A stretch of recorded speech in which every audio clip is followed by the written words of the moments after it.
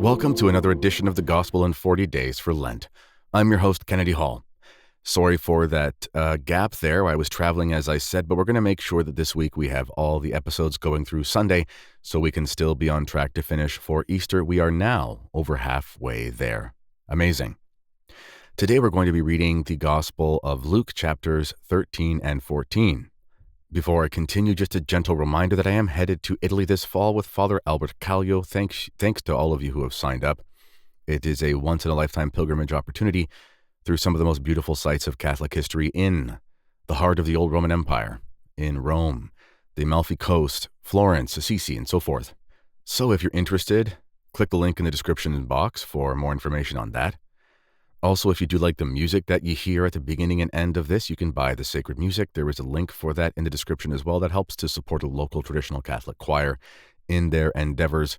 If you would like to sign up as a premium subscriber on my Substack for premium articles and so forth, and you can also sign up as a YouTube member to get videos early. Right now, we're actually going through a creation series, and I'm putting those up earlier for paid members as well. I interviewed some experts on the age of the universe, evolution, and so forth from a Catholic perspective. Lastly, Our Lady of Mount Carmel Academy needs your help. It's the only traditional Catholic boarding school in Canada, and you can find a link in the description for how to support them. All right, let's get into it. Luke, chapter 13. And there were present at that very time some that told him of the Galileans, whose blood Pilate had mingled with their sacrifices. And he answering said to them, Think you that these Galileans were sinners above all the men of Galilee because they suffered such things? No, I say to you, but unless you shall do penance, you shall all likewise perish. Or those 18 upon whom the tower fell in Siloam and slew them, think you that they were also debtors above all the men that dwelt in Jerusalem? No, I say to you, but except you do penance, you shall all likewise perish. He spoke also this parable. A certain man had a fig tree planted in his vineyard, and he came seeking fruit on it, and found none.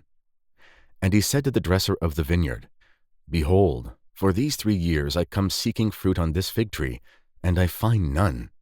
Cut it down, therefore. Why cumbereth it the ground? But he answering said to him, Lord, let it alone this year also, until I dig about it and dung it. And if happily it bear fruit, but if not, then after that you shalt cut it down. And he was teaching in their synagogue on their Sabbath. And behold, there was a woman, who had a spirit of infirmity 18 years, and she was bowed together, neither could she look upwards at all. Whom when Jesus saw, he called her unto him, and said to her, Woman, thou art delivered from thy infirmity. And he laid his hands upon her, and immediately she was made straight and glorified God. And the ruler of the synagogue, being angry that Jesus had healed on the Sabbath, answering, said to the multitude, 6 days there are, wherein you ought to work. In them therefore come and be healed, and not on the Sabbath day. And the Lord answering him said, Ye hypocrites, doth not every one of you on the Sabbath day loose his ox or his ass from the manger, and lead them to water? And ought not this daughter of Abraham, whom Satan hath bound, lo, these 18 years be loosed from this bond on the Sabbath day? And when he said these things, all his adversaries were ashamed. And all the people rejoiced for all the things that were gloriously done by him. He said therefore, To what is the kingdom of God like? And whereunto shall I resemble it? It is like to a grain of mustard seed, which a man took and cast into his garden, and it grew, and became a great tree, and the birds of the air lodged in the branches thereof. And again he said, Whereunto shall I esteem the kingdom of God to be like? It is like to leaven, which a woman took and hid in 3 measures of meal, till the whole was leavened. And he went through the cities and towns teaching, and making his journey to Jerusalem. And a certain man said to him, Lord, are they few that are saved? But he said to them, Strive to enter by the narrow gate, for many, I say to you, shall seek to enter, and shall not be able. But when the master of the house shall be gone in, and shall shut the door, you shall begin to stand without, and knock at the door, saying, Lord, open to us. And he answering shall say to you, I know you not, whence you are. Then you shall begin to say, We have eaten and drunk in thy presence, and thou hast taught in our streets. And he shall say to you, I know you not, whence you are.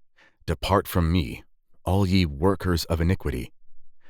There shall be weeping and gnashing of teeth, when you shall see Abraham and Isaac and Jacob, and all the prophets in the kingdom of God, and you yourselves thrust out. And there shall come from the east and the west and the north and the south, and shall sit down in the kingdom of God. And behold, they are last that shall be first, and they are first that shall be last. The same day there came some of the Pharisees, saying to him, Depart, and get thee hence, for Herod hath a mind to kill thee.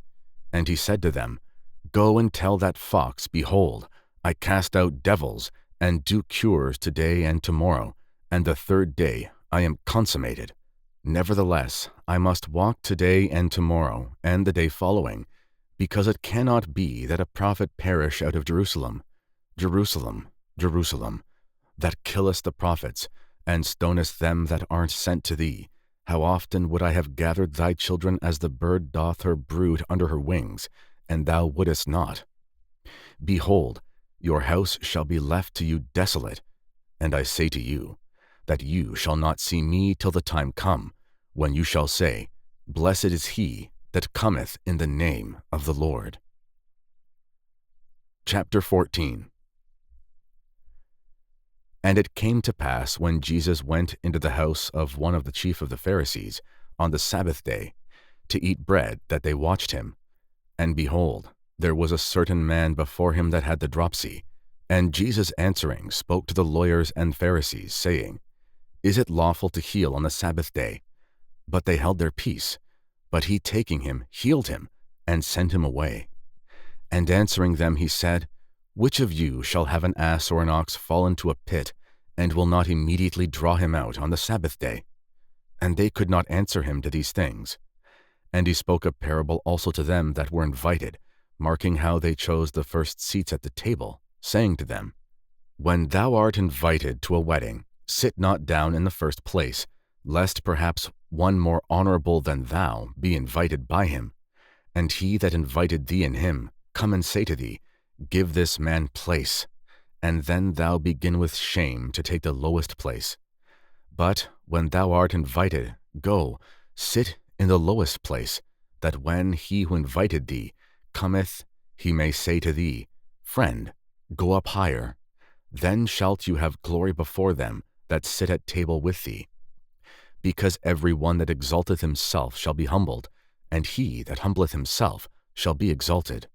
And he said to him also that had invited him, When thou makest a dinner or a supper, call not thy friends, nor thy brethren, nor thy kinsmen, nor thy neighbors who are rich, lest perhaps they also invite thee again, and a recompense be made to thee. But when thou makest a feast, call the poor, the maimed, the lame, and the blind. And thou shalt be blessed, because they have not wherewith to make thee recompense, for recompense shall be made thee at the resurrection of the just. When one of them that sat at table with him had heard these things, he said to him, Blessed is he that shall eat bread in the kingdom of God.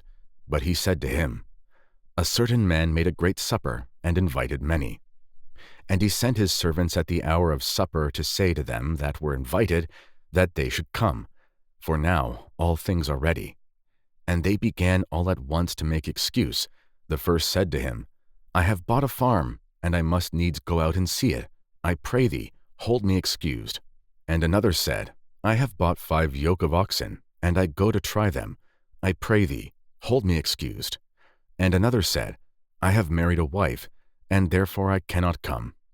And the servant returning told these things to his lord.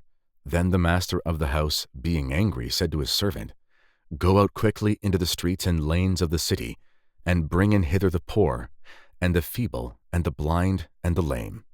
And the servant said, Lord, it is done as thou hast commanded, and yet there is room. And the Lord said to the servant, Go out into the highways and hedges, and compel them to come in, that my house may be filled. But I say unto you, that none of those men that were invited shall taste of my supper. And there went great multitudes with him, and turning, he said to them, If any man come to me, and hate not his father and mother and wife, and children and brethren, and sisters, yea, and his own life also, he cannot be my disciple. And whosoever doth not carry his cross and come after me, cannot be my disciple. For which of you, having a mind to build a tower, doth not first sit down and reckon the charges that are necessary, whether he have wherewithal to finish it? Lest after he hath laid the foundation, and is not able to finish it, all that see it begin to mock him, saying, This man began to build, and was not able to finish. Or what king, about to go to make war against another king, doth not first sit down, and think whether he be able, with 10,000, to meet him that with 20,000 cometh against him? Or else, whilst the other is yet afar off, sending an embassy, he desireth conditions of peace. So likewise every one of you that doth not renounce all that he possesseth cannot be my disciple. Salt is good, but if the salt shall lose its savour, wherewith shall it be seasoned? It is neither profitable for the land nor for the dunghill, but shall be cast out. He that hath ears to hear, let him hear. This concludes another edition of the Gospel in 40 Days. I will see you tomorrow.